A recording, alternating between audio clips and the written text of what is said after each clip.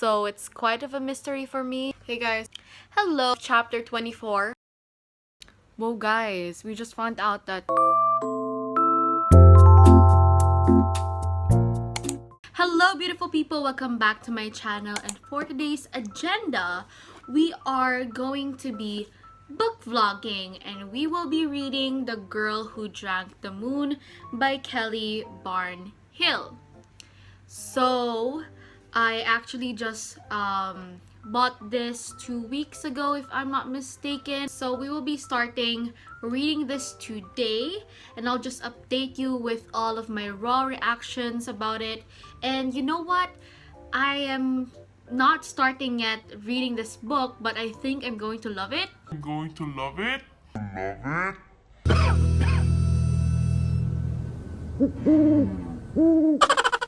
Love it.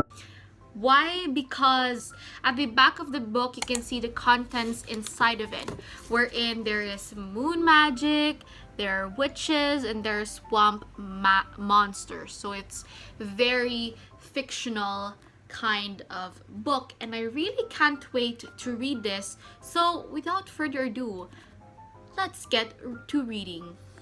Oh yeah, I heard not only good news, not only good reviews about it, but also it won numerous awards. So there's like an expectation, but then at the same time I don't want to set an expectation, because the last time I set an expectation, my expectations from this book didn't hit it that much. Still 3.8. It didn't turn out well. So let us just see how will this book turn out.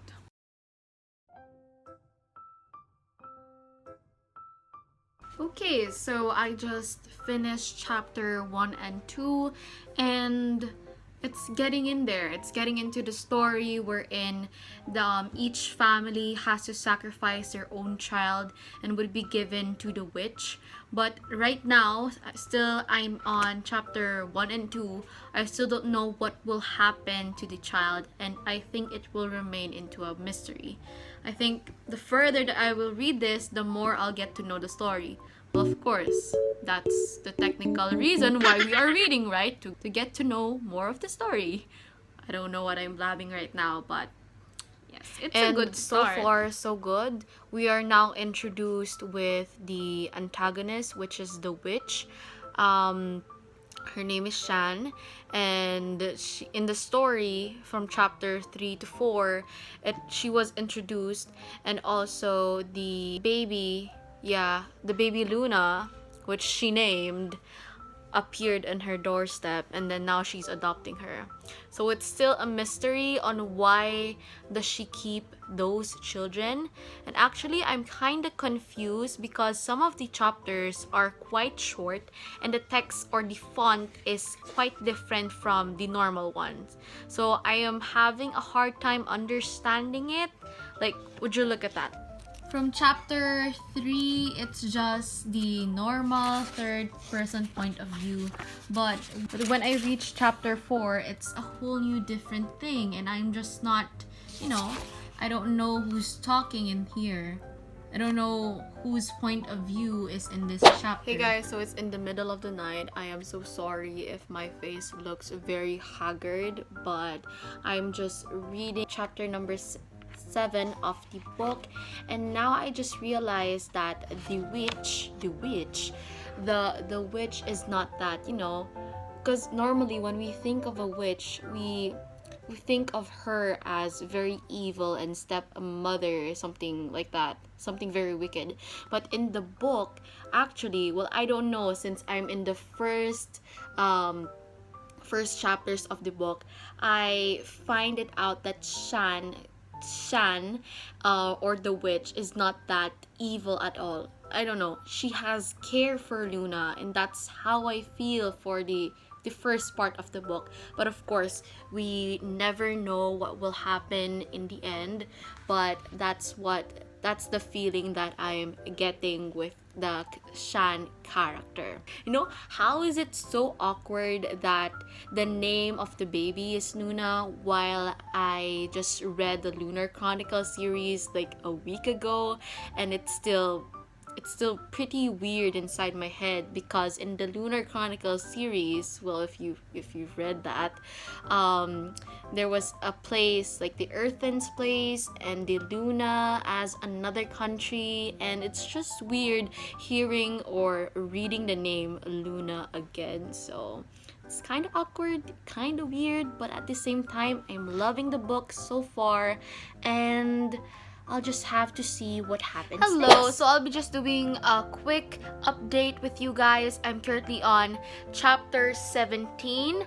I am 100 pages done of the book, and nothing major really happened except that we're introduced with the character Antane, and then right now Luna is starting to grow. She's currently 11 years old with the page that I'm reading right now, and yeah, nothing much happened. Nothing much happened. It's just that she's still exploring her magic and trying to control. Hey guys, so I'm in the middle of chapter 24. Sorry if my hair is that wet and all, but Antane got married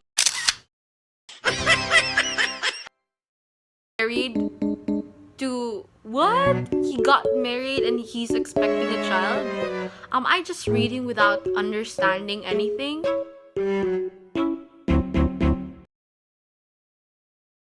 Because I'm really shocked. Hey guys, so please don't mind my hair. I just woke up and then I picked out this book because it's soon to be done. I'm actually currently on page 292, and yeah, I'm almost finished. I'm almost to the end. And what are my thoughts about it? Well, this time actually they are looking for Shan. Well, it's like a chain, because Shan was missing. She went into the forest, then Luna was looking after her, and then Antane is really wanting he really wants to kill the witch, so he followed, or Antane followed Shan to kill the witch, and then Sister Ignatia wanted to kill Antane. And then, see, it's like a chain. And then Glurk and Fryan were looking after and finding Luna and Shan, which is the witch. It's like Shan, Luna, Antane, Sister Ignatia, Glurk, and Fryan. It's like they're all ahead with one line. Well, my thoughts about it, well, it's not that bad. Currently, I'm not really attached with the book, and I'm trying to finish it today. So let us see if I can finish it today, since I only have a few chapters and a few pages left. So let us see how will the story end. Come on! Would you mistake a little girl for a witch? Come on, Antane, that is very ridiculous. And now, like, I'm on... Oh, by the way, I'm on page 342. Well, the main characters are not finding each other. Shan is in one place, Antane is in one place, Luna is in one place, the mother of Luna, or the mad woman, is in one place now. And it's very ooh, it's very especially for Antane. Come on, would you mistake a little girl for a witch, Antane? That would be really ridiculous. Anyway.